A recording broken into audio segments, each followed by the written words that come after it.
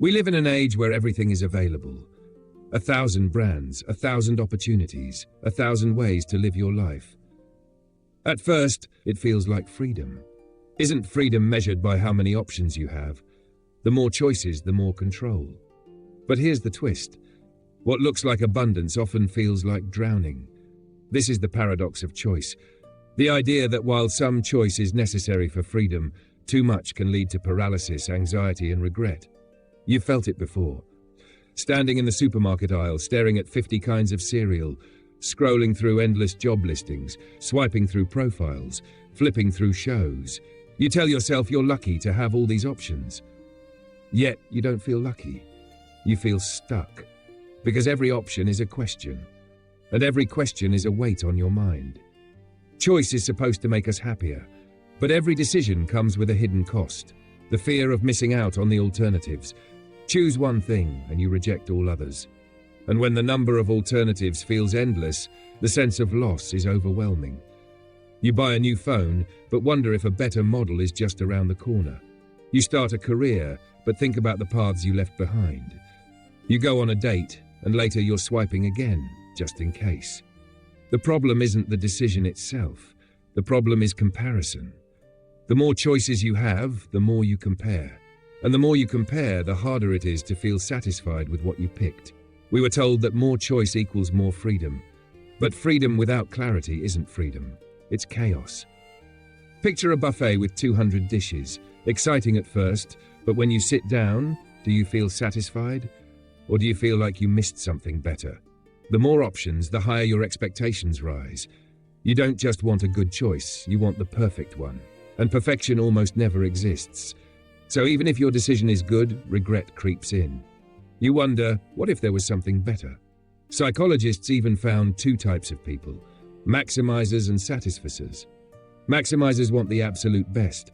They analyze everything, compare endlessly. They won't settle until they're certain. Satisficers look for good enough.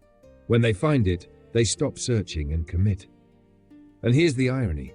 It isn't the maximizers who are happiest. Even though they often make better choices on paper, they're less satisfied.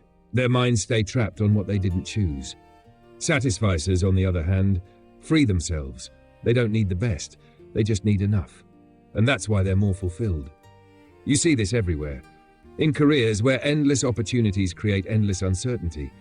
You pick a path, but you're haunted by the others. You switch jobs, chase passion projects, pivot again, yet you keep wondering if you're missing the perfect choice.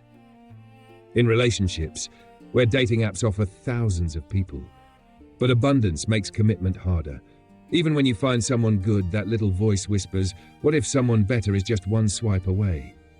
In shopping, where buying shoes becomes an hours-long hunt, thousands of brands, colors and reviews. You finally purchase, but you're still scrolling, still comparing. And even in entertainment, you sit down to relax but lose an hour just choosing. By the time you decide, the joy is gone. We aren't paralyzed by too little, we are paralyzed by too much. And the paradox of choice isn't just about the world, it's about us.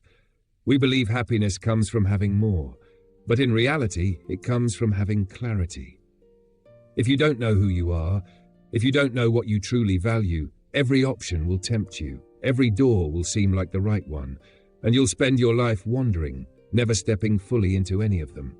That's why so many people live in constant anxiety, not because they lack opportunities, but because they lack focus. So how do you escape? Limit your options. Freedom isn't having everything, it's choosing what matters. Decide quickly and move on.